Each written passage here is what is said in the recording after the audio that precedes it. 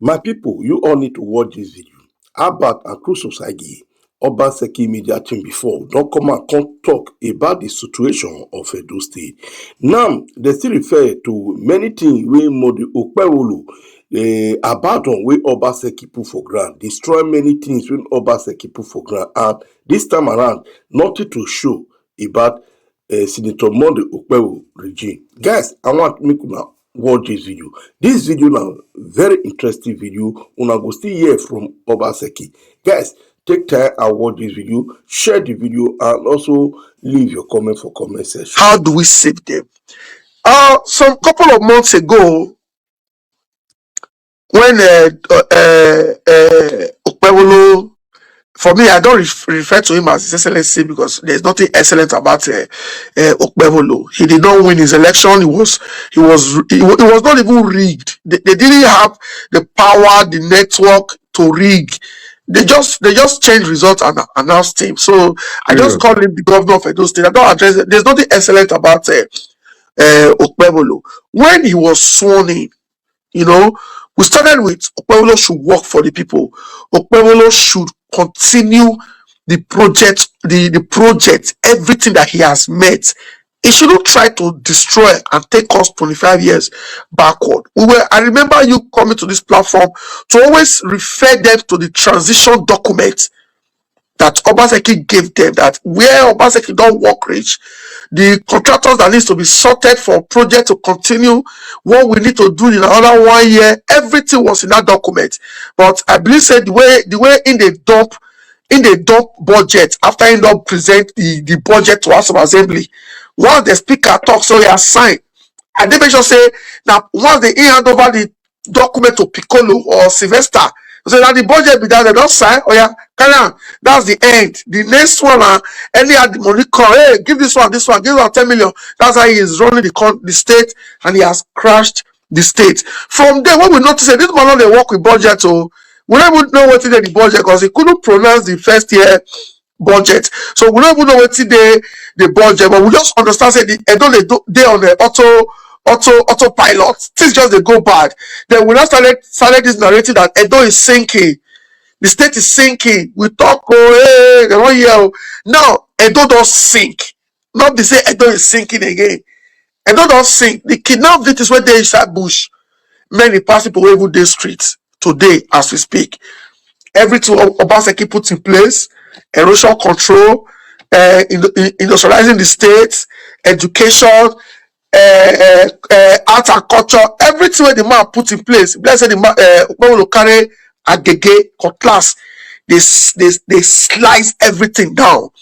So now why we carry you come today, Mr. Crusoe, run us through. I know you're in the background, you see they follow what they go. What is the state of Edo today? Okay, thank you very much, Mr. Albert. Now, Edo is in a difficult situation today, and it's more painful because in Benin they say that the stone that you see coming cannot blind you. That's how it's put in Benin. So the most painful aspect of this is that we saw this coming. We saw this stone coming, and when we saw it, Obaseki in his wisdom organized the state in such a way that these economic calamity, this security chaos, these crisis that has now bedeviled the entire country, that it will not hit Edo in a pure form. If you look at the way Obaseki organized Edo State, he organized in such a way that it can be an oasis in the desert. In the midst of the desert, it can be the oasis of Nigeria. So what did we do? Obaseki identified all the different problems that the country is facing, and he started to develop local solutions to them, so that even though that problem is general, within the country, Edo will solve its own problem locally. So just name it. One of the biggest challenges that Nigeria faces is electricity, right? Obaseki realized that was a Nigerian problem. And every state can easily say, well, it's not my fault, it's happening everywhere. But Obaseki said no. He instead provided a local solution to it. How did he do it? He approached a private investor and arranged the operating environment in such a way that private investor was able to bring in investment that solved to a significant extent the power problem in Edo State. And the power problem was beginning to look like something that will become a thing of the past after Obaseki deployed that solution. What was just left to be done was the scaling of that initiative, because the power problem had solved to the point that we had about 95 megawatts coming from Osiomo Power, and Osiomo Power had used that as a pilot. Its plan was to elevate or increase its capacity from 95 to 550 megawatts, and 550 will effectively solve the entire power problem in the state. So as Nigeria is in darkness today, if Obaseki's plan had been followed, Edo would have been the only shining light in the midst of the gross darkness of Nigeria. Do you get it? But Okpebhelo came and senselessly destroyed it for no reason. For no reason. Are you following me now? So there's this tape you constantly play on all your clips about Okpebhelo when what's his name? Amigo described him as a mumu man, as what other word did he use? Said he did not have that he was, use some language that is not correct. Medulla deficiency. He said he's 5 minutes away of becoming an imbecile. That he's an imbecile. That when you look at the actions that Okpebhelo took after he became governor, it is difficult to say that description of Okpebhelo is right. Governor. It is difficult. Please, sir. 1 second, please, sir. Yes. Can you hear me, sir? Yes, I can hear you. All right, please. Let me just pause you for 1 second. But okay. Take note of where you did now, please, sir. Yes. Pause you for 1 second. Take note of where you did now, please, sir. Yes. So the problem of Okpebhelo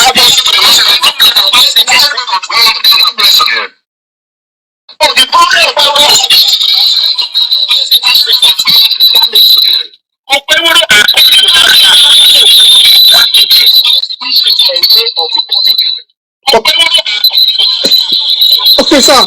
Just continue. I'll play it again because the thing they return. Continue. Okay, just. No, okay, wait. Hold on, sir. Hold on, sir. Yes.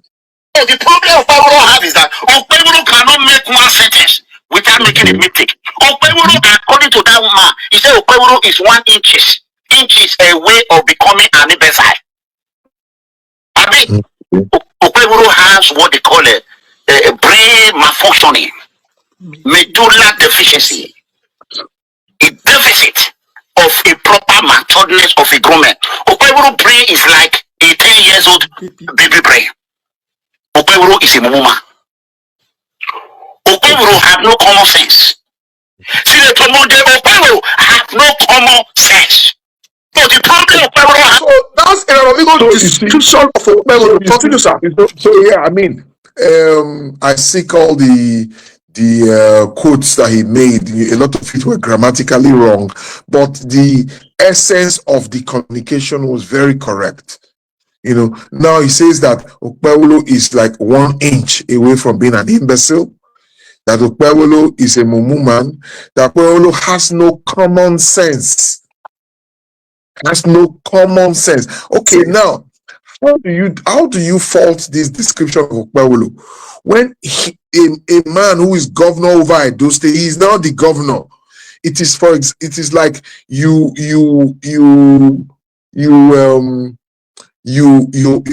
this house now is your own.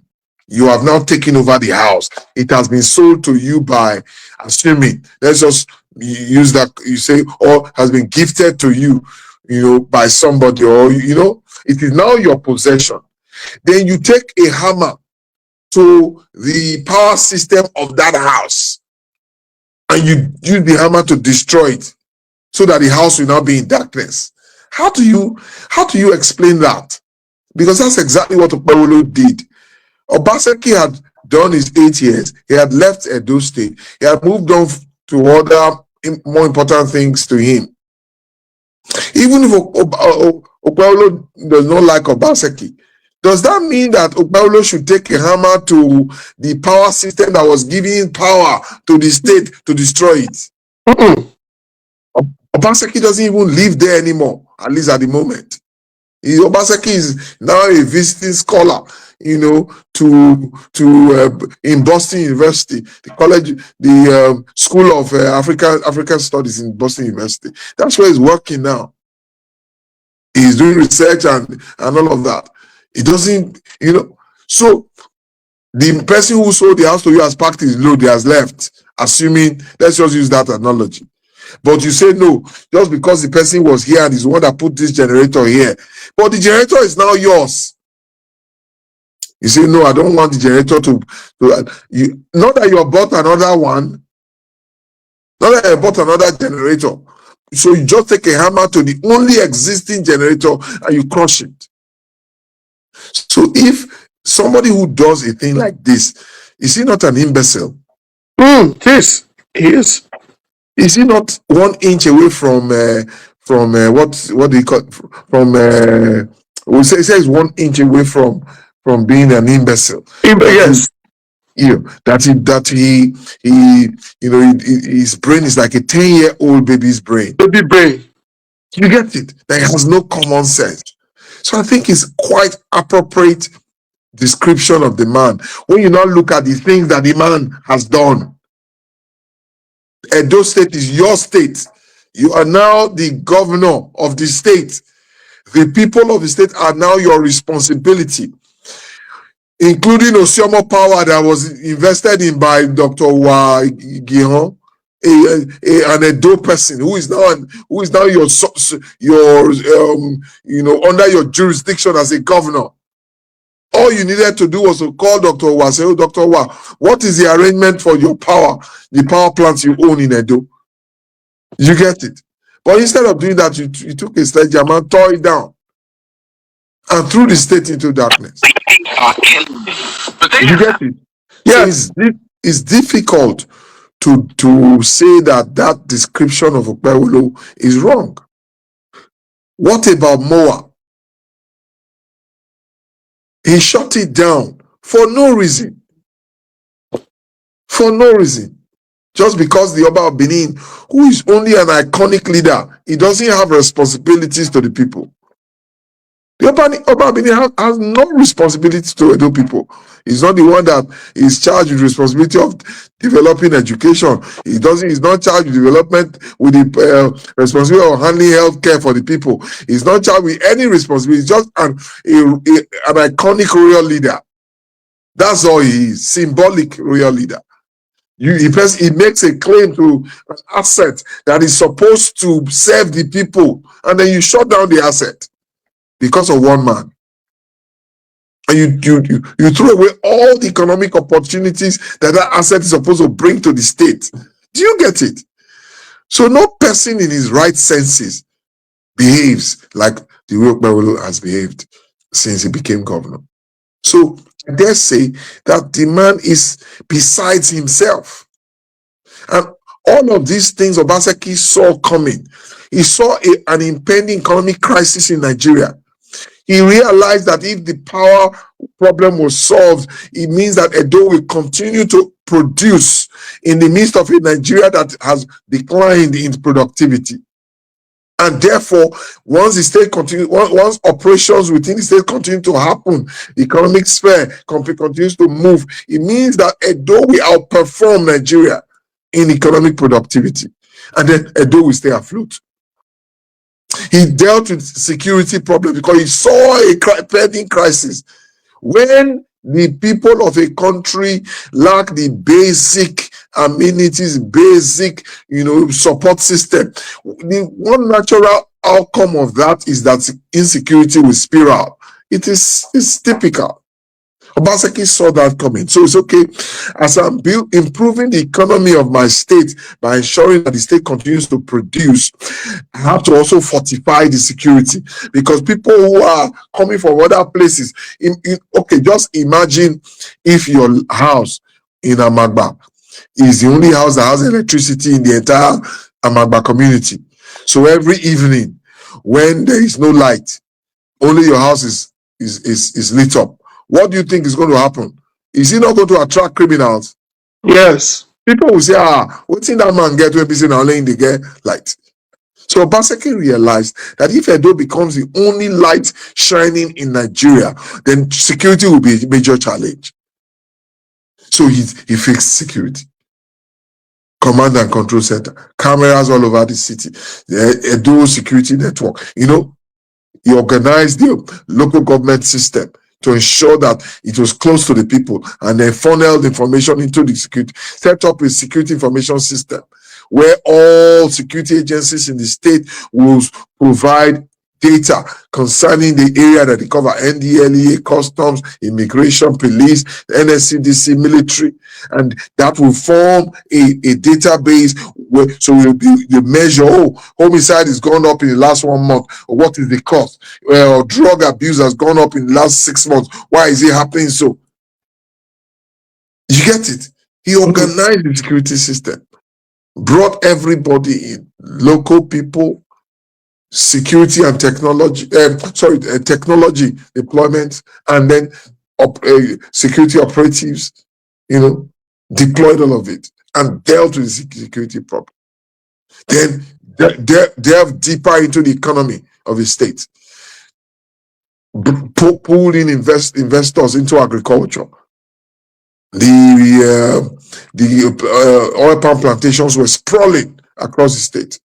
Cassava plantations sprawling across the state. Cassava processing companies, ethanol manufacturing companies, oil palm processing companies, different crude oil refineries, modular refineries. Several of them. One in Orion, the other one in Okpebhelo. So that the economy can grow. Because he saw that this gross darkness was coming upon Nigeria, and he saw that if he could arrange the security, if he could arrange electricity, arrange the economic system of the state will thrive and survive in the midst of the darkness. But what happened? This man came and literally began to smash these things for no reason. For no reason. And that's how we have arrived where we are today. Security system is dead. In those days, to face the risk of kidnapping, you have to be on a journey. Yes. You have to be traveling from one place to the other. And in transit, some people can accost you. But today, what is the situation? They now go to people's homes to get them and take them into the bush. What does that explain to you? That problem has progressed several steps forward. From a problem that was just sporadic on the highways to a problem that now sits with us in our communities. There is no electricity. All the companies are folding up. Go and check. Protea Hotel is up for sale as I speak with you today. I hear that SIO Event Center is up for sale. I heard that Rain Restaurant is up for sale. All the big investments that came into the state are up for sale. They are either held up by Okpebhelo's politics, or they have been thrown up for sale. The economy has been destroyed. The infrastructure destroyed. Security destroyed. Education destroyed. Our children now go on excursion to go and see bridge in Ramat Park. That's what they use. You didn't see the video? I saw it. That was an international embarrassment. Embarrassment. Children that are supposed to be working with computers, solving problems with artificial intelligence, were carried to Ramat Park. Oh, this is the first time ever in my life to see bridge. Oh, I thank the governor. Just imagine. So the state has collapsed totally. Do you hear them talk about IGR anymore? No. Because there's no IGR, it's gone. Okpebhelo does not understand that taxes are only paid on growth that comes to the economy. You don't go and meet a man who has been sitting in his house since morning doing nothing to pay you taxes. You only pay taxes on what you have produced and what you have sold and what you have value that you have created. If you do not create any value, there's nothing to tax. Okpebhelo just thought that they will take horsewhips, give people like, what's that your friend's name? The yellow rainbow stone. That they will just give them koboko to go to the streets and start flogging people so that they'll give you taxes. No, doesn't work that way. When you set a system in place that allows enterprise to thrive, enterprise will thrive and there will be growth. On the back of that growth, people will pay their taxes. If growth does not happen, if the economy is not organized in such a way that people can produce, you can't collect taxes from them.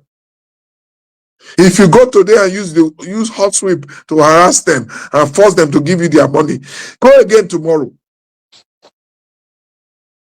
They are going to tell you, you know what, if you want to kill us, you can kill us.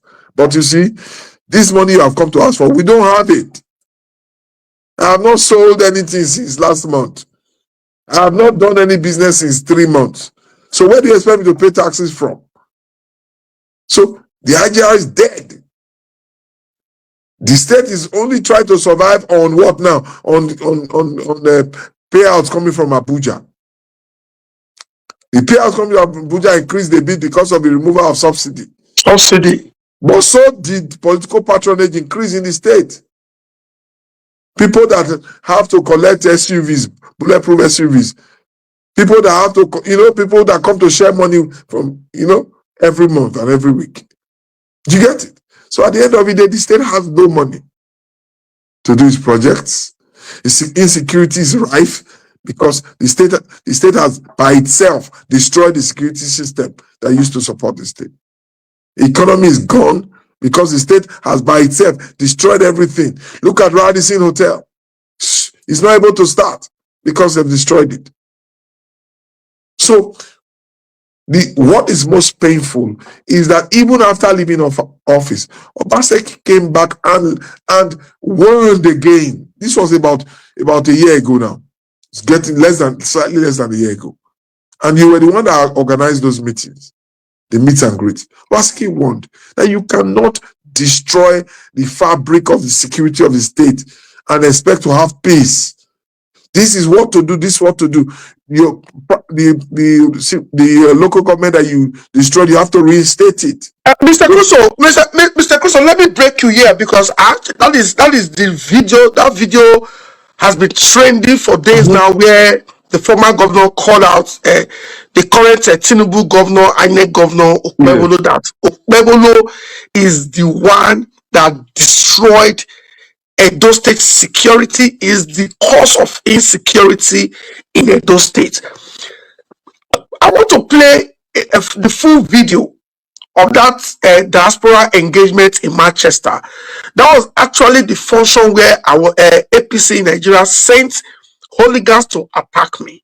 Thank God for my maturity that day. We will not get this clip they play now. Because their plan was to attack me, disrupt the event, and ensure that the event does not hold. That's why when the guy went to Nigeria, they said Okpebhelo refused to see him. That they said you went to attack Abat, you only just slap and come out.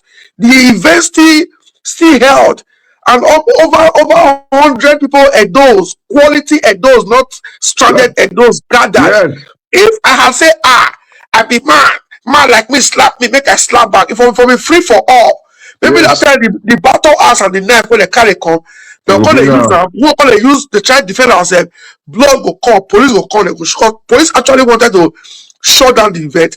I had to beg police that they should give us 2 hours to do the event, which they agreed. Thank God. So anytime I see those clips popping up, I just thank God and say, God, thank you for the wisdom for me to fight back. If not, for not even get the clip today. Now, I want Edos and Nigerians to see it's about 8 minutes clip. So, Mr. Crusoe, I'm going to pause you. Let all of us watch the full clip and see and hear and see how the former governor Obaseki responded. Please, let's see the clip.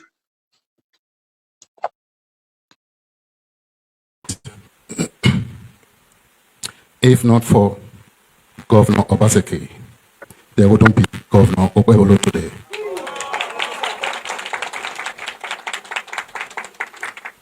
My name is Dr. Alfred Ignatius Ajayi. I am the president of the Eastern Community of Manchester. You are welcome, sir, Your Excellency. Madam, you are welcome. You are all welcome to this great event. Just as my brother said,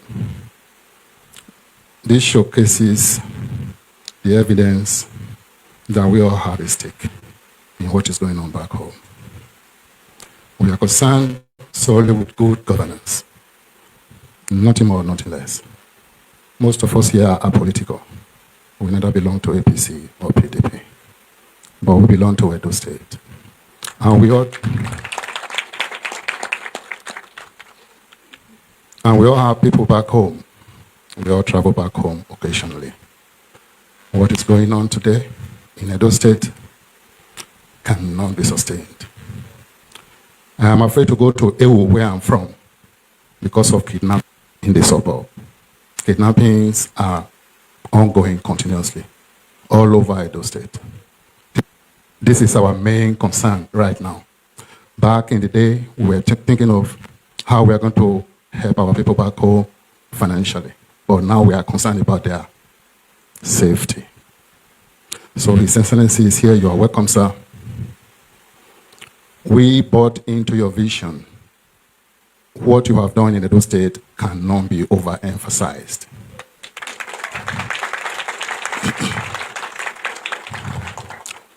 On behalf of the Edo Indigenes in Manchester and ASAN and the ASACOS, I want to tell you, thank you, sir.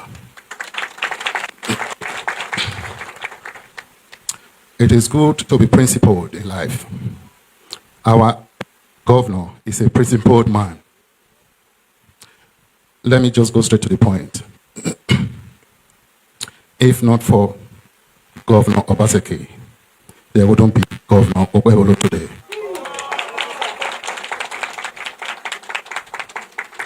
The Eastern Community of Manchester, the leadership is structured under the presidency.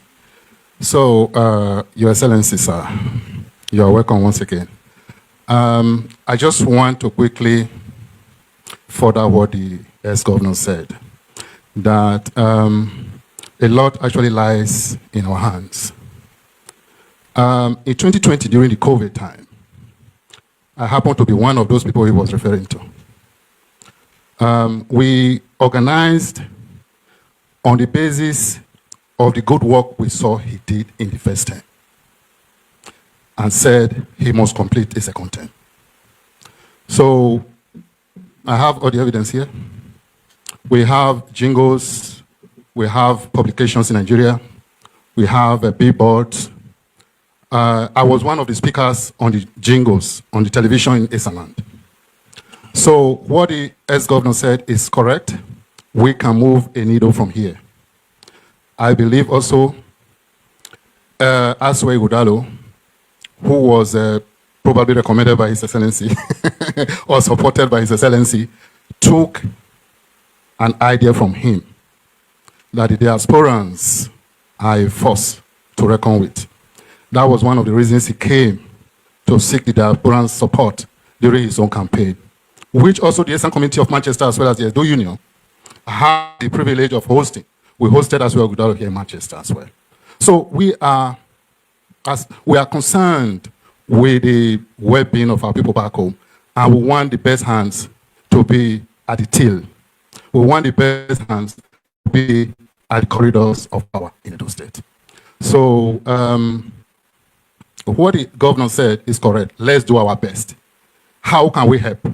How can we push the agenda we believe we favor the general public of Edo State? So, His Excellency, my question is, I know you have handed power over to your successor. You didn't hand over, sir?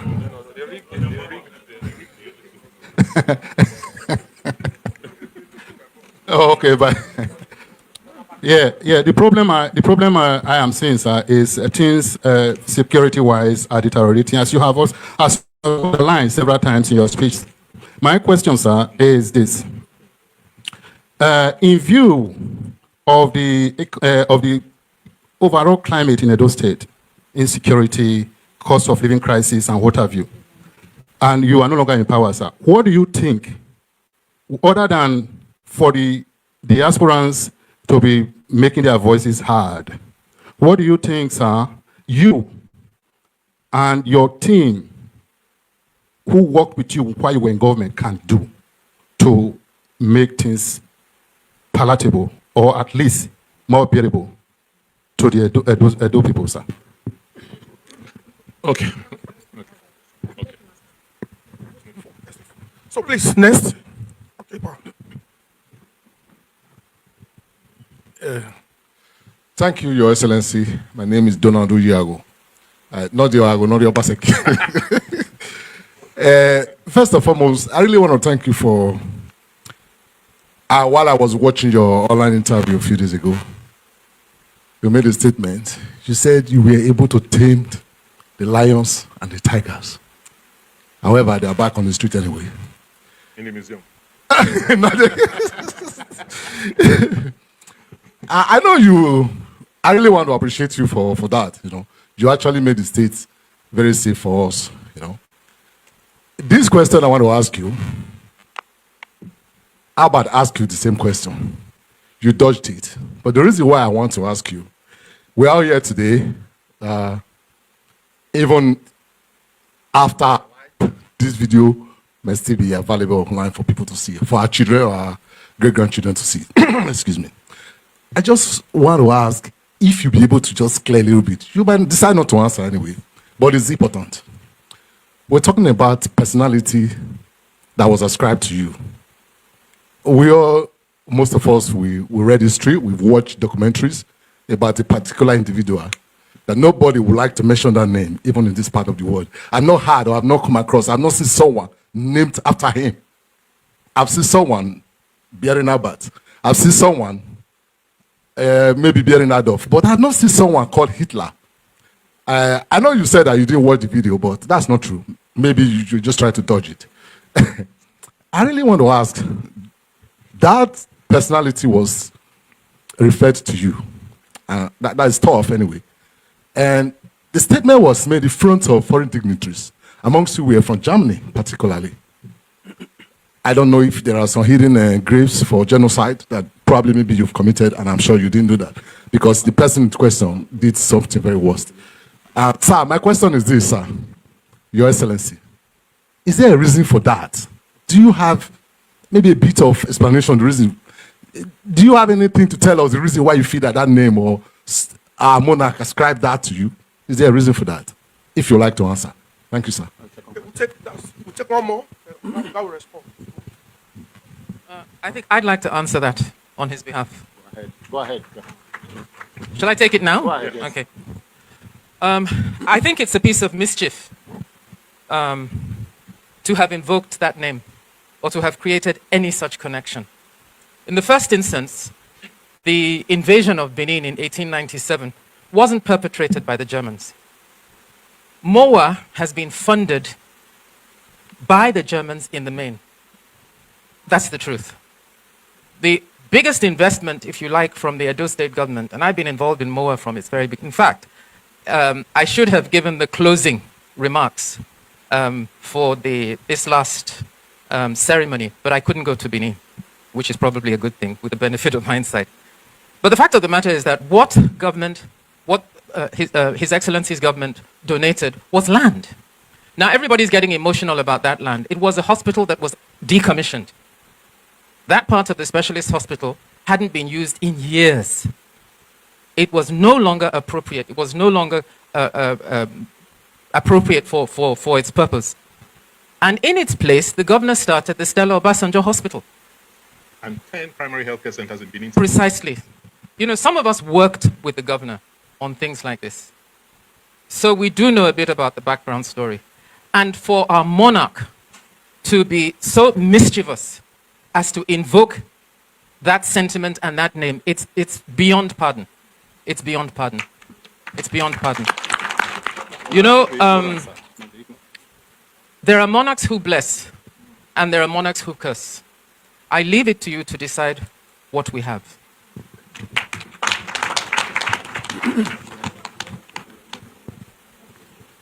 Thank you very much. Thank you, Your Excellency. I'm very happy to meet you for the first time today. Although I've worked for you, maybe indirectly, I'm Professor Leonard Aisien. Yeah, I am one of the 24 subject experts that actually did the Edo State Development Plan. 30-year development. 30-year development plan for Edo State. And I know what's involved. Actually, we took that job with passion. And I think I had more than 2 good months, sleepless nights, working all through the day and night to come up with that wonderful document. And when I see what's happening today, I feel very sad. You know, we belong to the academic community. We are hardly in gatherings like this. When Abad called me that you're coming, I said, okay, I will come, but initially, I've not made up my mind. But however, day before yesterday, I was called that Obaseki is coming to Manchester, and they have agreed that nobody should go. I said, why? They say, if you go, you become a Oyomba. What do you mean by that? At this time and age? As a matter of fact, that was when I made up my mind to come. You know, those of us in the academic community, that's what we do. I want to come and see why I should not be here. So I want to thank you so much for the wonderful work you have done, because I was actually interested because of my efforts and time I put into the government, though from the back door, you know, we normally work, we are not seen. And if you see that wonderful document, some of those things that are there, it's so painful that many of them may never be implemented. But if that document is followed, Edo in 30 years, I think it will be more than Manchester from what we wrote in that document. So it's so painful. And I still want to begin to continue to appeal to those of us in diaspora. We should continue to be interested in what's actually happening back home in Benin. But my only question I want to ask you, sir, but like I said, for mine, just a comment. The only question I want to ask you, I've done a lot of research, I've read, but I just want you to still enlighten because people want to hear from you. So what is the difference between MOA and Benin Royal Museum? Thank you, sir. Thank you very much. I'll take the other next set of 3 questions. First, let me start from the very last question. Professor Aisien, thank you so much. And I'm glad that a personality like this is in this audience. We're looking at Edo in the next generation, the next 30 years. No, it's okay. So that, you know, yeah. And I had people like him. I've never really met him, like he said.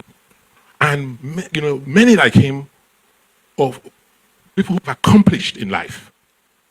We brought them together to help us plan, to look at what we have, so that we can make our states, our town, what God really wants it to be. The empire was not a fluke. There was a reason. So I am glad that I had people like you who worked on that document. And it's really sad that this administration essentially just took that plan and trashed it. We hired about 100 young men and women to grow the plan.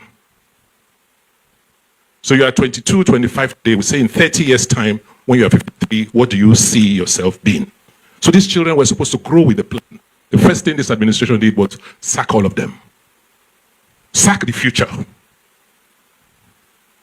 So what sort of politics is that?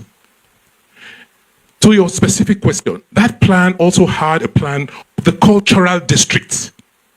And as I said in my interview, when I came into office, I said, one unique advantage that Edo has, which no other, I can't think of any other state, is our culture and our history.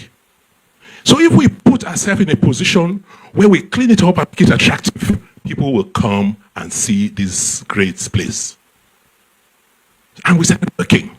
That's how I got the Edo State government to join the Benin Dialogue Group. discussing about how to return these artifacts. I don't want to exchange words with the palace. We have to continue to revere them and protect them, even if they don't protect themselves. Because it's something we've inherited. I keep insisting that our monarchy is our inheritance. We should not trash it. Even if they want to trash it, we should try and prevail on them not to trash it. Do you understand? Because that history, that institution was there before us and will be there after us. It is the institution, not the person, who should protect. You understand? So I will not support anybody exchanging words, and it's really painful and shameful and sad, some of the things we're seeing. But that we cannot say because we are ashamed or we are unhappy with some behavior and utterances from the palace that we must now exchange words and say things about it. We should not. These two will pass. We will, by the grace of God, continue that institution. Nobody can stop it. Do you understand? So the difference is that we have, the state government say we will support arts and culture. We will create a cultural district at the heart of the city. So when people come and they are looking for this great Benin Empire, they will still see things, we will be able to show them. This is where this was, this is, So we have Moa, because the palace said they did not want to be involved in Moa. They were involved before. The crown prince was the trustee representing the palace. With the approval of the father. Because they said they didn't want to be part of it, we said no problem. The Moa will continue to be a campus, a research institute. It will have the capacity for storing these delicate artifacts for anybody in West Africa. And that the Benin Empire transcended Benin. The Benin Empire spread to most of West Africa. That's one of the reasons why they gave the name the Museum of West African Arts. And the palace said they wanted to have their own museum. We said, okay, we will support, just like we supported BOA, we will support the Royal Museum. As far as I know, land was acquired opposite the palace. So there's some land there that was cleared. A committee was set up with eminent Nigerians to bring about that project in 2022. Till tomorrow, I have not seen one piece of paper relating to the Benin Royal Museum. No design, no costing, nothing. How would you support, how would you give money to that project? Do you understand? So that's why I say I don't see the reason, outside of mischief, I don't see the reason for all of this. There's no need for it. There is a national museum there too. You understand? So we'll have 3 museums in Benin, according to that plan. The state government also supported the National Museum. So what is the problem? Is there a problem? The artifacts, Moat said, okay, we are not interested in the artifacts. Right? Okay, if federal government, the monarch say all the artifacts belong to them, fine, give it to them. But I don't see how all the artifacts will belong to one person. Because I've seen some of the collections. In Benin, each homestead, each family has a hure, right? Is it not? There are 50 hures identified in the collections. All those 50 belong to one person. Is it possible? So, but I don't think we should. Those are distractions. The important thing is that we want Benin City to be a cultural hub. If we have museums there, people will come. They will spend money. Hotels will spring up. Catering services, people who have restaurants, they will feed people. Taxi drivers will have business. Is that not? I came here yesterday. You drive through Manchester alone. How many museums do you have? If you just go down there, I saw one, the Museum of Illusion. You go there, you see a football museum. Is it not? So what is the problem? Ask yourself, why the fight? It is just distraction and mischief. You understand? Today you can see something that has been built, isn't it? You saw it, you've seen it. So if we want to build another one, what is the problem? But we could not have not built that. The things that will not be said is that if we had done certain things in a certain way, you would not have seen that museum. And the people who brought the money are not like us. There must be transparency. Right? There must be transparency. That is why we created those transparent structures. That is why those people brought the money. If people are angry with that, it's unfortunate. Let them start their own and see how they can raise the money and build more. Is that clear? I will not say more. I hope you understand what I'm saying. To answer your question, when we talk about shame, there are certain things that you're just ashamed about. You don't even want to you don't know how to approach. Because by our upbringing, by our breeding, there are certain things people in certain positions are not expected to utter. They're supposed to, their utterances, the words are supposed to be guided. Because anything somebody at a certain level says has implications and ramifications. You are trying to look for that. And you are saying, even if it were true, was that the audience, to the people he was talking to? Those words to the people he was talking to, do you understand the implication? Do you understand the ramification? For national, please, some things, the amount of shame that we have gathered in the last few weeks, it's just unbearable. And let us look for a way to just reduce the shame. So I won't want to go there because I don't see the relationship, but it's just unfortunate. That's the way I'll say it. It's really, really sad, and it's really unfortunate. This is not who we are as a people. Security. Security, like politics, is local. Somebody who wants to come and create insecurity that comes from outside does not know your place as well as the people who live there. So if you mobilize the people who are in a place, they will be able to stop anybody coming in to create insecurity. So that's what we did. We used technology. As chief security officer, we had developed and that's why we always pray for Solomon Arase, a former IGP. I worked with him. He pointed me and said, look, let us use technology. We had what I call a security information database. Every day, any incident in Edo, whether it is kidnapping, whether it is rape, whether it is homicide, whether it is cultism, whether it is drug-related, I got a report either from DSS, police, army, national defense, and we documented, we recorded every incident. Every week, every month, we then we do a study. And you can see trends and relationships, and you now ask, what is going on here? Right? We then got the local communities. You see, one of the reasons why you have problems with security in Edo today, it was caused by Governor Okpebhelo. He is the one responsible for the insecurity in Edo State. Because use technology. We had what I call a security information database. Every day, any incident in Edo, whether it is kidnapping, whether it is rape, whether it is homicide, whether it is cultism, whether it is drug-related, I got a report either from DSS, police, army, national defense, and we documented, we recorded every incident. Every week, every month, we then we do a study. And you can see trends and relationships, and you now ask, what is going on here? Right? We then got the local communities. You see, one of the reasons why you have problems with security in Edo today, it was caused by Governor Okpebhelo. He is the one responsible for the insecurity in Edo State because of his politics. And you know why I say so? At the local level, you need a local government because the local government is close to the communities. These vigilante arrangements are worked on at a very local level. So one of the things he has done is destabilize local government. You don't have local government chairman, you don't have local government councillors. So you cannot monitor security at the local level again. That's what I used. As governor, I got information from every ward, from every local government on a daily basis. So if you're not getting information, how can you know what is going on? If there's a problem here, we know we'll call the sector commander and say, what happened here? There's this kidnapping. You will now mobilize the police, the army, and the hunters and go after them. Those things are not there anymore. In the case of Benin, we had what we call a command and control center. All the security agencies were in that center. Any incident we look at, just like you have in Manchester here. We have cameras. We had emergency numbers everywhere. And we empower the people to give us information. So that way, when you get information, you now know how to respond. But none of that is going on today. No coordination. Security is about intelligence. Security is about it's local. Do you understand? That you don't want to have the problem in Ewu. The same thing. I'll go there. I'll speak to the UNOJ. We'll speak to the community heads. Speak to the hunters. Up to the hunters. They know who has come where in what forests.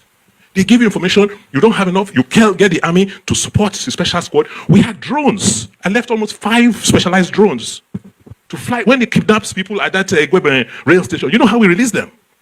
So we left all of these. And people are playing politics with security. You understand? So I'm not in a blame game. I'm saying this thing can be done. Let us hold them accountable and force them to do what they are supposed to do. We did it before. So it can be done. You can secure Edo State. They should stop playing politics with security.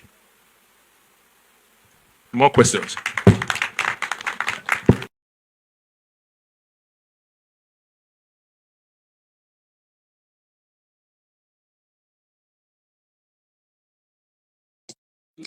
Bazi. You know, I have to take a dopo. We have across all the platform, we have almost 700 people watching. In fact, YouTube is TikTok that they are not even seeing your face. They are almost 200. So we have Facebook, we have YouTube. I had to play. This is not even the full video. The engagement is over 2 hours. You could see me moving around that hall.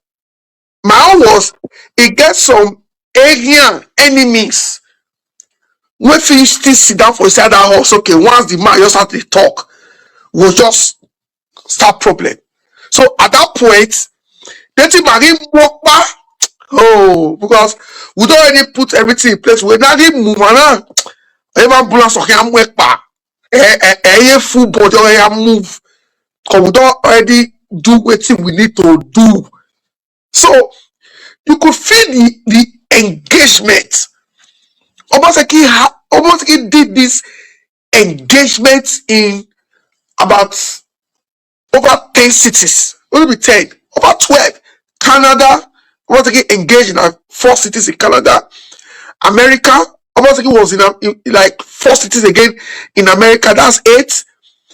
In UK, yeah, 4 cities: Manchester, Birmingham, Leeds, London. Obaseki was in Edinburgh, was in Dublin, was in Italy. You know, if not, we say make we slow down. Don't put everything out.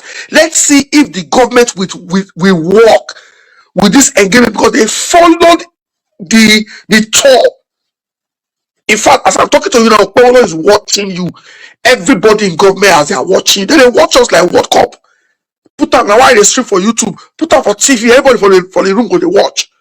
So I want you to respond. Obaseki openly, the ex-governor openly indicted the current governor, Monte Okpebhelo. I want you to respond to this clip, sir. There was no indictment. It was just a statement of fact. Okay. Okpebhelo immediately came into office. He dismantled the local government system. He removed all the democratically elected local government chairmen. He removed all the democratically elected councillors and replaced them with some hoodlums from different places in the name of politics. And the person when people vote for, plus person when they just come from corner and say, "We are going to sit in that office." There is a big difference. And so that created that disconnect between the people and the government at the lowest level. Information can't flow up anymore. In any case, even if information flow up to where the security information management system of Obaseki they talk about have been dismantled. So there's nothing, it can't function. As I'm talking to you today, there is no command and control center anymore. The 112 and 7399 emergency numbers are not functioning anymore. The cameras that were deployed around Benin City and environs are no longer functioning. The closed circuit communication system, walkie-talkies, where all the sector commanders, they are no longer functioning. In Edo, during Obaseki, they had walkie-talkies. The person in Igwebe, the person in sector commander in Akoko Edo, in Ovia Northeast, everybody. So if something was happening anywhere, they could radio. I had one of those walkie-talkies. So I put it. Yes, I had it as a cabinet, as a communication head and a cabinet member. So if I just put it on in the night, I hear all that is going on in the state. In the state. Oh, there's just been an attempted kidnapping. I just on the walkie-talkie. Some people are gathering somewhere in Okpebhelo. Where's the sector commander? The Tango Alpha. They have their communication method. Tango Alpha. Let's the squad go to Okpebhelo. Go and dispatch. All those things are no longer there. The security in Edo during Obaseki was not a fluke. It was not that there were no attempts by criminals and bandits to invade Edo. There were, but we were always 10 steps ahead. Because we had, number one, information coming from the grassroots, intelligence coming from the grassroots, through a government that was very close to the grassroots, an effective local government level. We had a database set up by the government where this information flowed to. Information was also flowing from all security agencies. And then we had technology to manage all of this. And so even if you wanted to come and commit a crime in Edo, you know that you will not go free. Those people that came to attack the train station in Okpebhelo, they were caught. You can't go free. So, and criminals know that once there's going to be repercussion to their acts of crime, they would look for somewhere else to go to. That's how security was managed. Now, Obaseki made did this meeting about 9 months, between 9 and 11 months ago. The question you ask yourself now is, Okpebhelo has watched this video. What is difficult in going to call these people, say, look, where is the Commissioner of Police? Where is the head of DSS? Please sit down. How did people do this thing with Obaseki when Obaseki was here? Please let us do it. What stops him from doing it? What stops him from doing it? So it means that these people are not interested in our well-being as a people. They are not interested. Do you get it? So that is why today, as we are having this conversation, everybody who is listening, all Edo people who eventually listen to this, you must come to an understanding that we must all rise up and take a decision to take our destiny in our own hands. We all have to come together again and begin to discuss what do we do, because these people are not interested in securing your father or your mother in the village. They are not interested in securing your brothers and sisters in Benin. They are not interested in anything. Are you just going to fold your arms and watch Edo burn down? What do we do? Look at the Nigerian contraption. It's not even heading in a plausible direction. The Edo contraption, the Nigerian contraption, is heading to the rocks. Nigeria is in debt. As of today, the federal government alone owes over 66 trillion. If we were to divide 66 trillion among all Nigerians, about 200 million Nigerians, you are owing 670,000 naira as I'm talking to you now. It comes to around 670,000, between 650 and 670,000 per Nigerian debt. And that is not the end. They are still borrowing more. As of today, the government spends 120-something% of its revenue to service its debts. I'm not saying to pay the debt, to service it. You know how to service debt? You just pay the interest, but the debt you see there. So all the revenue that flows into government plus 20% extra, that's what they use in servicing debt in Nigeria. So do you think that enterprise is heading in the right direction? Unless something drastic happens, it's heading for the rocks. So the question we are asking all Edo people, once it gets into that crisis, what do we do? Are we just going to sit down and fold our hands? Okay, if we cannot speak on behalf of Nigeria, can we speak on behalf of Edo? Can Edo people start talking among themselves and say, oh, with security, what do we do? With the economy of our state, what do we do? With the education of our children, what do we do? Can we start having conversation? If Nigeria collapses... Mr. Crusoe, that would be like the last two questions I will ask you, the way forward. Before we get to this one, I know you are because you are tired of going back to what we've been. This is not this is not like the 10th or the 15th time that you have come to this platform since this according to Ramigo Mumu man entered Osadebe Avenue. I can feel it that you are in a hurry to ask citizens to say now so we go the day. What do we want to do? Because if I can tell you me. Now today, I pay StreamYard again. I remove my card because StreamYard they debit me $88 every month to stream like this across all platforms. I removed my card like 3-4 months ago to say our people are not ready. They are, if something happen, they are waiting for Crusoe to speak. They are waiting for Abba Tobaze. They are waiting for Joseph Bale. We don't want to understand that this is a problem that is supposed to be an Oshobe solution. Before I take you to that place where you verse, you want carry us go that place. You see the clip that we played just now. I want make you carry you go back small. What is the current state of? I know it's just the first time when I cry for this live stream. I've been on this space for years. That's the first time when I really cry passionately. And the day when they attack Moa. Because I've been to many countries. I've been to many countries and I've been to Rome. I don't see museum for there. I don't see for Greece. I don't see for Indonesia. I don't see for Singapore. I don't see. I know what it be tourism. If I travel, I know what they come out from my hand. Say I use their Uber, I chop their food, drink their wine, enter their plane, do this one. You know. So that Moa was really, really, really dear to me, especially after New York Times listed it as number 26 place to visit in the world. Not be saying that South Africa or on a Cape Verde, Benin City, Edo State.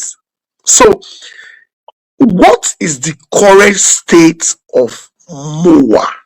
And what is the ex-governor doing to see how he can maybe work with this current government or the federal government or the international agencies, the different companies, countries that invested?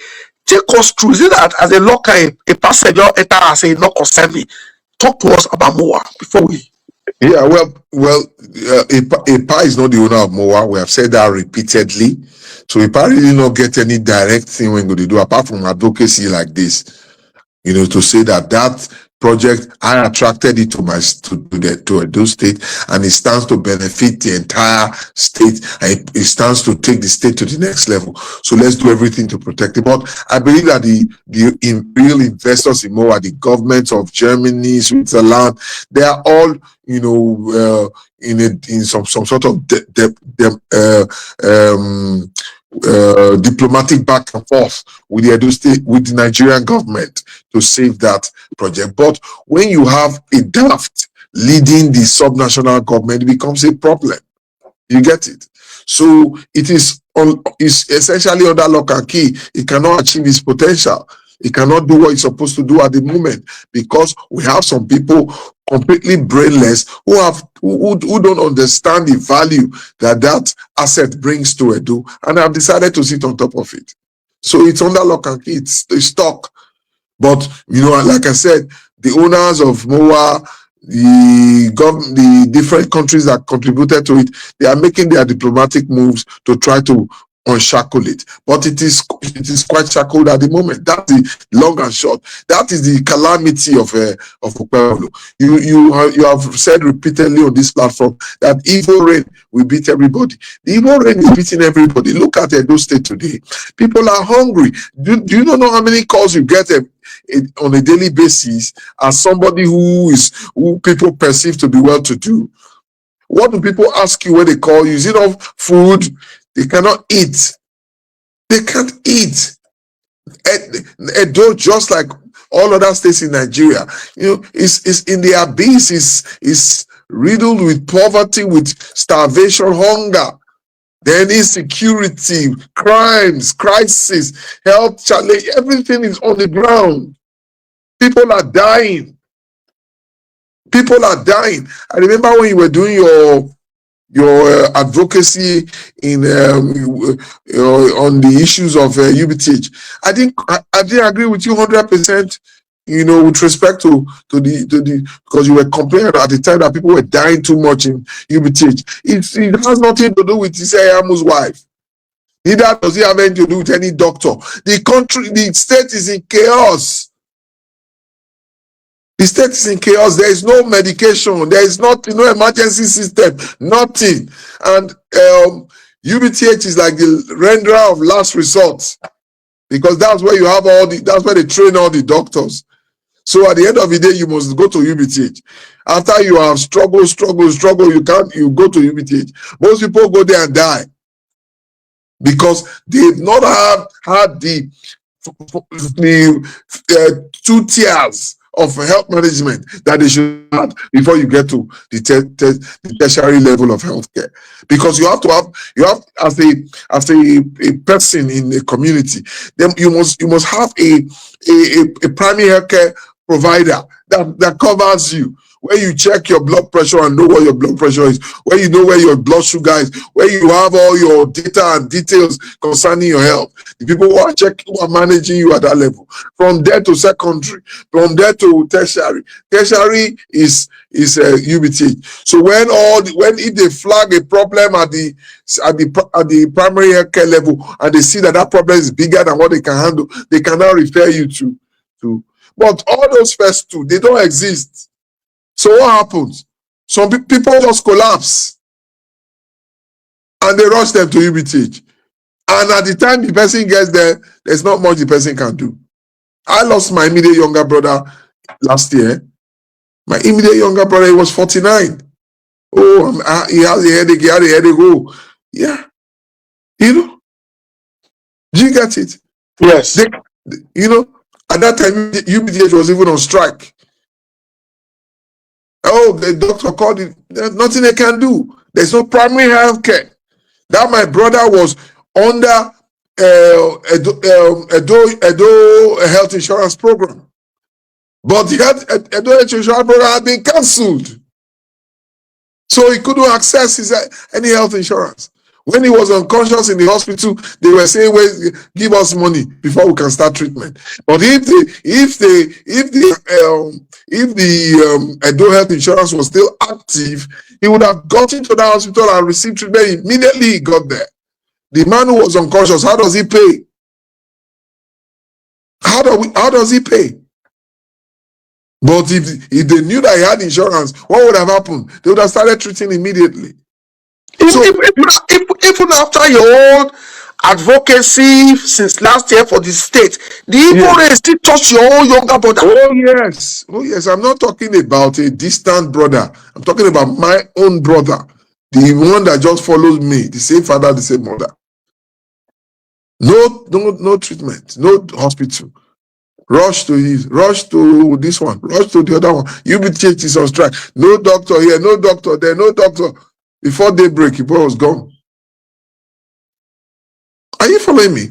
So it's not about Isayamu. It's a system that has collapsed totally. So it is in healthcare, it is in education, it is in security, it's in the economy. I had a conversation with a young man who's running a chain of supermarkets in Edo, and he was literally crying that as of today he uses all his profit to buy diesel to run his generators. All. He was even quarreling that he wants to see Obaseki. He needs to confront Obaseki. He's angry with Obaseki. I say, why? He said, how can he leave us like this? He's the one that it is his progress that brought us to come and invest. That he has invested billions because of the promise, because of the progress Obaseki brought. Osiomo Power was giving all his supermarkets back because he operates on that Sapele Road corridor. That Osiomo Power was the lifeline of his business. Now it's gone. He has to service generators, buy diesel, You get it? So the state is gone. Albert, what is the average income of a permanent secretary in Edo State? or in Nigeria. The permanent secretary, I don't think they earn more than 500,000 in a month. Sir, what can 500,000 naira do for you in a month?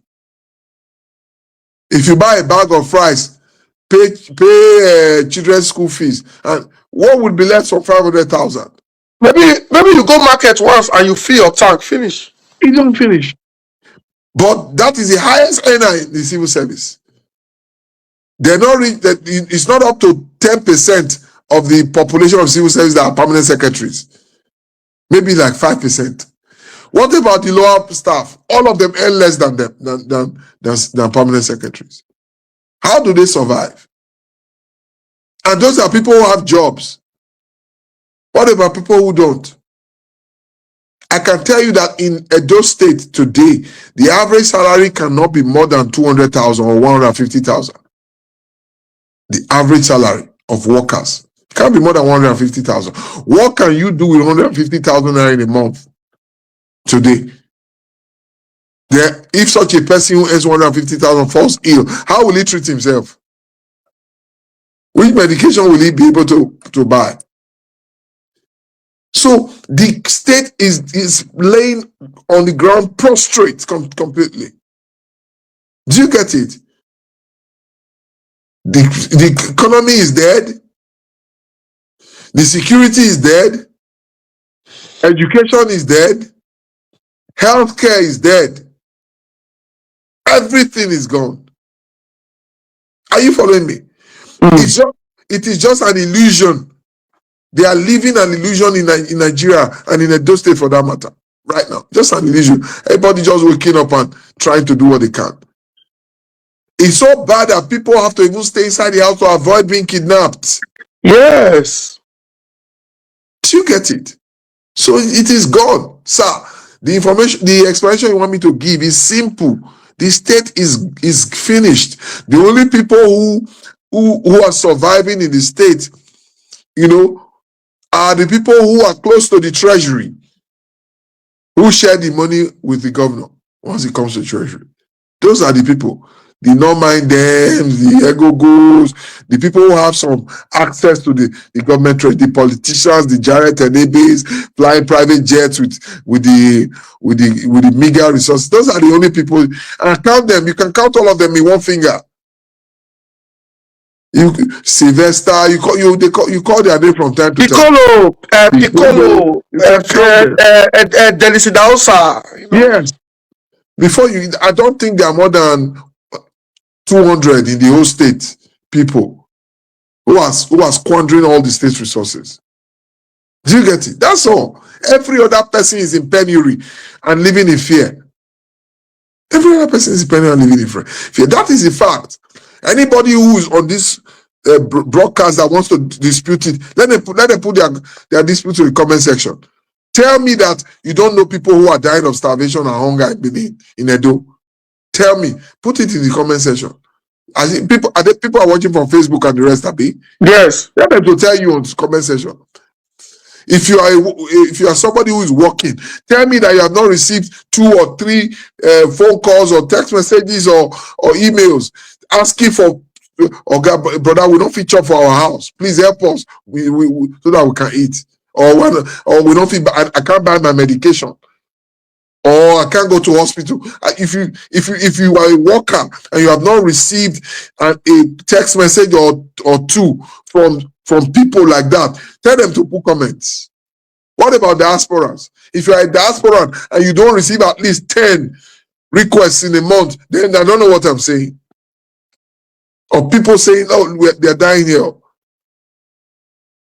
What about if you are somebody on this network and you don't know somebody that has been kidnapped in the past 6 months?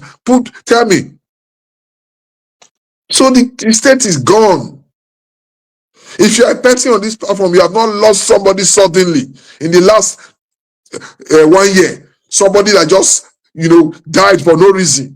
Say, oh, you get headache or you get malaria or tell me that you don't have. You get it? So the state is gone. And so is the country. But people are just pretending as if things are still okay. Everything is gone. The country is in debt. They are struggling to service the debt so that they can get more debt to run the country. Do you hear that? They are struggling to pay to service the current debt so that they can get more debt to run the country. That's how the country is being run. So all the monies we make as a country is used to service the existing debt so that we can convince creditors to continue to borrow to us to run the country. How long do you think that is going to last? Let me put it in the clear terms for you. Most people who live abroad, they use credit cards, right? Yes. There's a minimum payment you make on your credit card. That is a servicing charge. So what Nigeria is doing is Nigeria has a credit card that it uses to run Nigeria. We use all the money we earn as a country plus 20% extra to pay that deposit on the credit card, so that credit card will continue to give us credit to run the country. That's how the country is being run. For how long? And this money we are using credit card to collect, sir, we are not investing it in infrastructure or in economic development. They are using it on recurrence. That is the same chop money that they are chopping to fly a private jet. So tell me, if you don't think that this system is going to crash. It's going to crash unless something drastic happens. Which is why when I was starting this conversation, I talked about Sowore that I think he understands Nigeria more than most people, because he says this all the time. Listen to him. That half measures can't work for Nigeria. Oh, but we just a manager and they can't work. The whole thing has to be taken down. President has to go. Vice President has to go. Senate, the Senate has to go. The House of Reps has to go.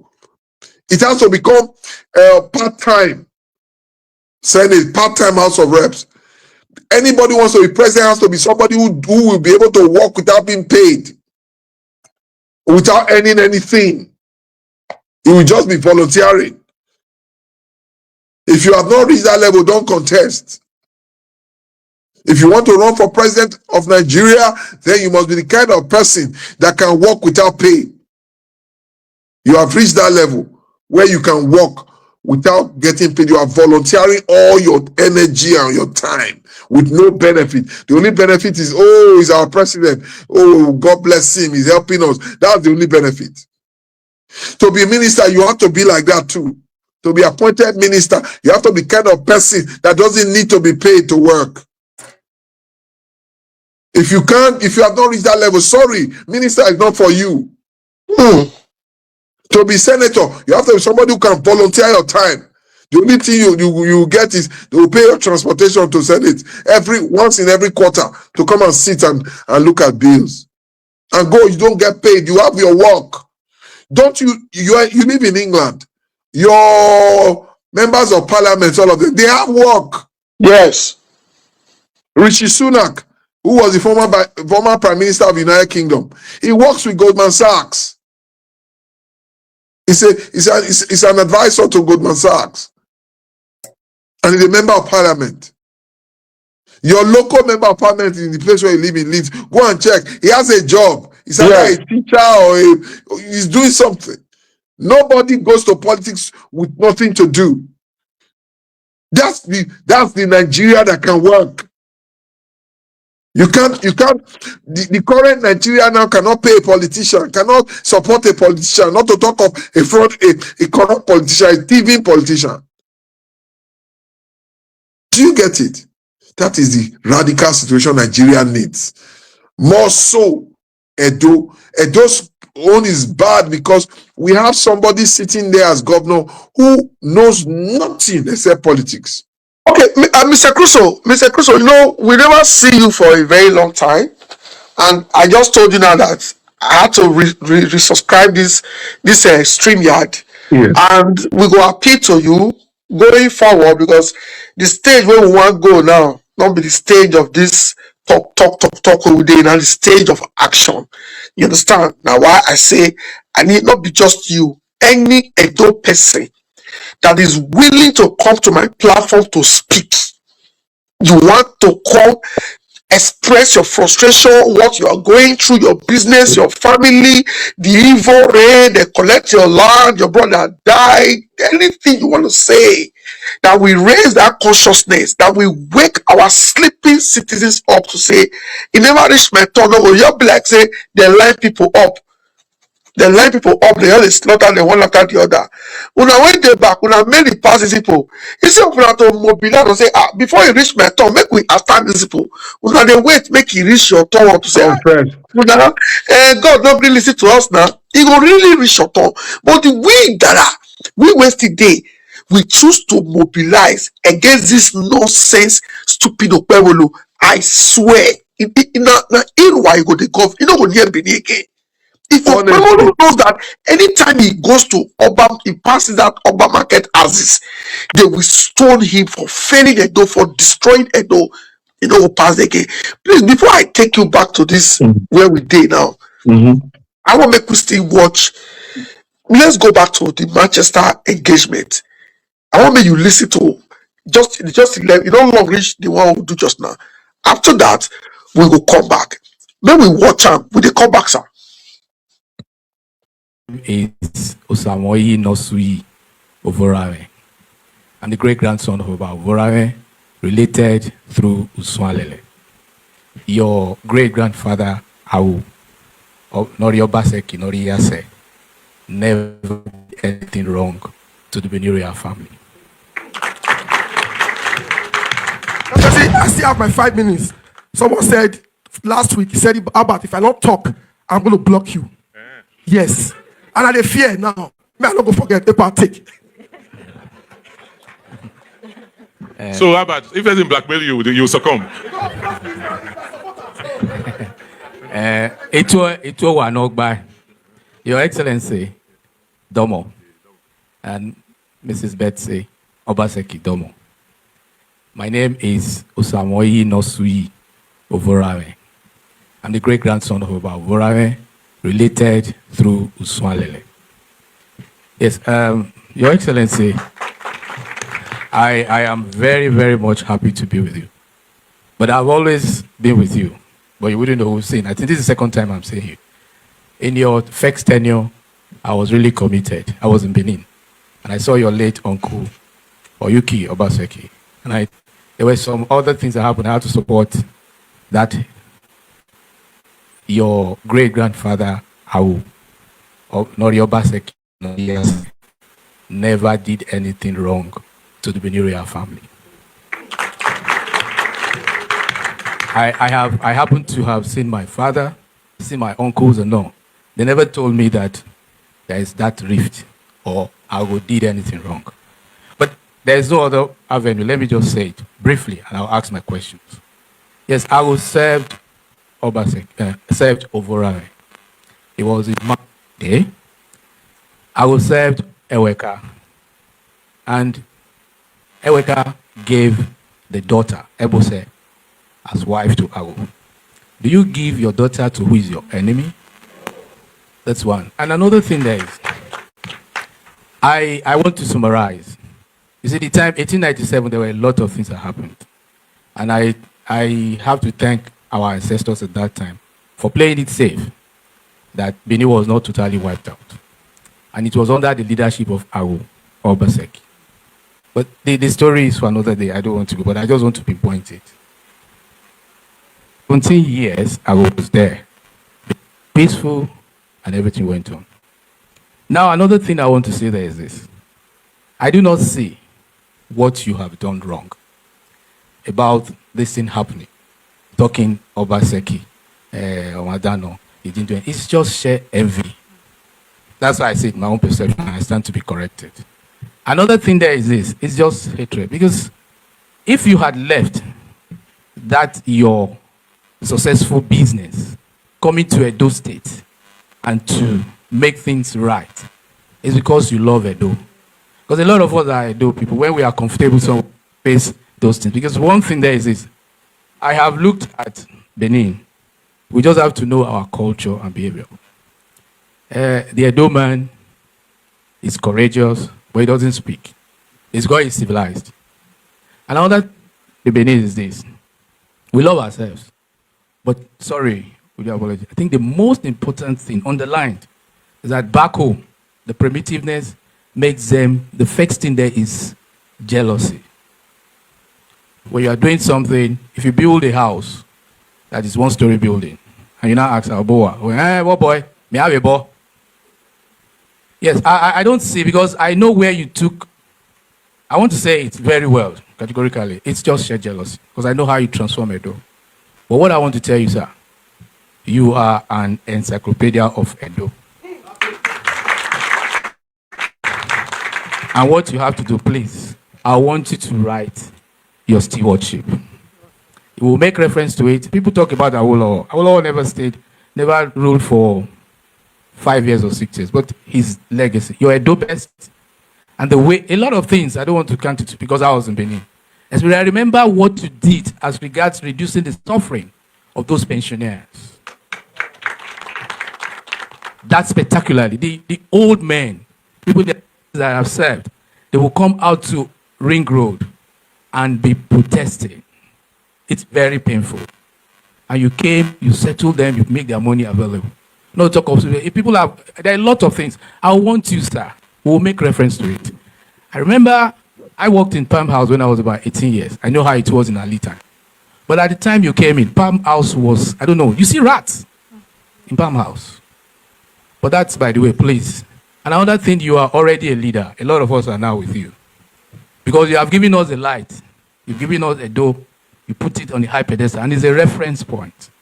We'll go there. We'll always. But I'm not surprised about Okpebhelo, what he's doing. And you made a recipe that we should let him know what he has to do. Because he doesn't know what to do. He's a mediocrate. He has nothing. I think that one, if he reads all those things, he will not be able to understand it. Yes. So there are there are so many things I can say. There are so many things you have achieved. Yes. Now I want to say one thing. How do we now go? Because you have not given us a line. How do we now go to see that we take Edo back to where you have put it, and then from there we'll go higher? Thank you. Okay, thank you so much, Obioba. These people, they don't want to eat to Albert. But I think I must answer him, his questions, and also his comments. First, let me appreciate you for your candor and also for your knowledge of history. You see, as a leader, sometimes you want to focus on what is important and what is critical. I'm glad that someone from the royal family is putting the record straight. And I want to say it. And I am saying this, I know it's being recorded, and I want anybody who cares to contest it. But for Obaseki, this monarchy would have ended in 1897. And if not for, because I belong and I am a Benin man, and I said nothing must happen to the monarchy. If I wanted, like some crazy politicians, to play politics and do what some other politicians have done with sort of as tools in Nigeria, I would have done it and nothing will happen. But we are custodians of our heritage. My great-grandfather did it, and I did it. So whatever anybody is saying today, it's out of pettiness, it's out of mischief, and they don't have a long view of where we are going and where we are coming from. So we should just put that aside and focus on what is critical, which is what most of you have raised today, to say, how do we make our place what it should be? Right? That is the issue. And that solution will come from all of us. But the first thing is, don't keep quiet again. Don't keep quiet again. When you leave this room tonight, you have to say to yourself, where's my network? How do we speak up? And put pressure on them. And it's not from a negative standpoint. It's that you must do the work you are supposed to do. You understand? This is how much you get every month. From federal alone, they get almost 15 billion a month. What do you spend the money? You're buying vehicles, you're buying that. How does that look? Pensioners, for instance, who are the weakest in our society. We had a health insurance scheme and put all of them in this health insurance scheme so that at least they can receive health care. Okpebhelo and Co. have destroyed that scheme.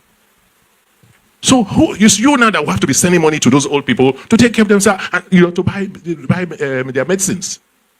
Why should that burden be on you? So ask him. Look, we can show you evidence of how the person he put there took all the money from that health insurance scheme. We'll give you the evidence. Somebody should ask. We should petition the FCC. They should begin to arrest people so that they can do what they are supposed to do. It is not right that people who have served, who are old, your uncle is the one that affects you. When you get a text and somebody says, brother, send me money, I have not asked how. Then you now send it back to the government and say, why are you not helping these people? Do you understand? The problem, the burden is now on you. Look at it from your own, don't even look at, from your own selfish standpoint. Every day you get text. Is it not? Who doesn't receive message here every day that they should send money? It is not about politics, it's not about APC or PDP. It is about good governance and taking care of our people at home. The burden of taking care of our people cannot rest on you alone in the diaspora. Is that clear? Thank you very much, everyone. We're going to go on a 35 minutes break now so we can have dinner. Eshi, you don't say Ray almost spoiled it and it's at that very day. I know happy, Your Excellency. When I call you around 2 for 9, say I want to bring food. Come, hey, worry. Your Excellency, please lead us to the kitchen. Come on, sir. Music, please. Yes, let's have Mr. Crusoe back.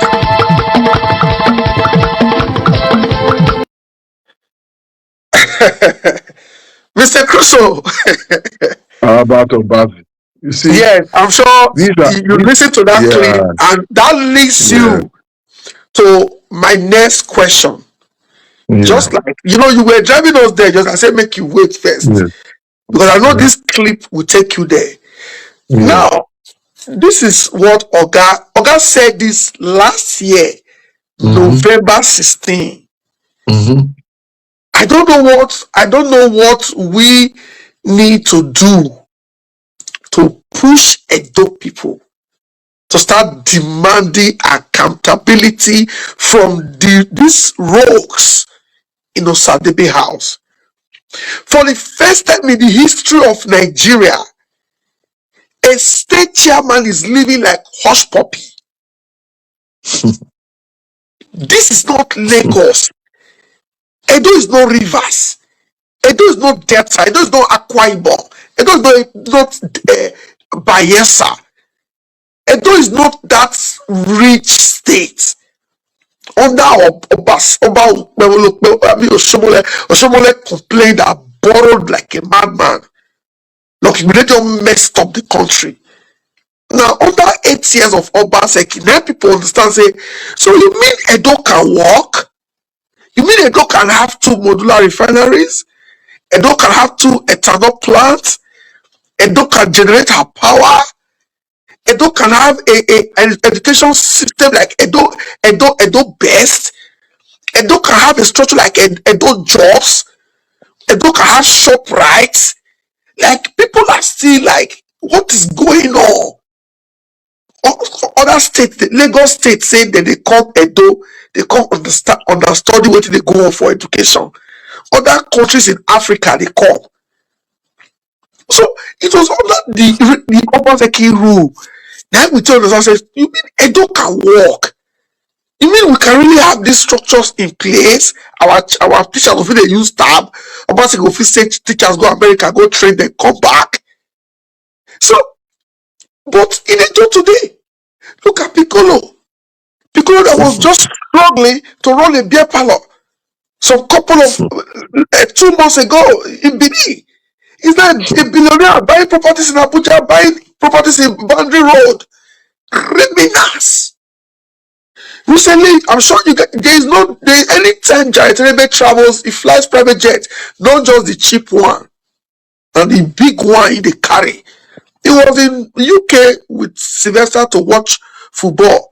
He was everywhere floating. Go Hugo Boss shop, float. Go Louis Vuitton shop, floating Gucci bags. Like a state chairman, behaving like hush puppy. Like, the impunity like nothing they happen when in power.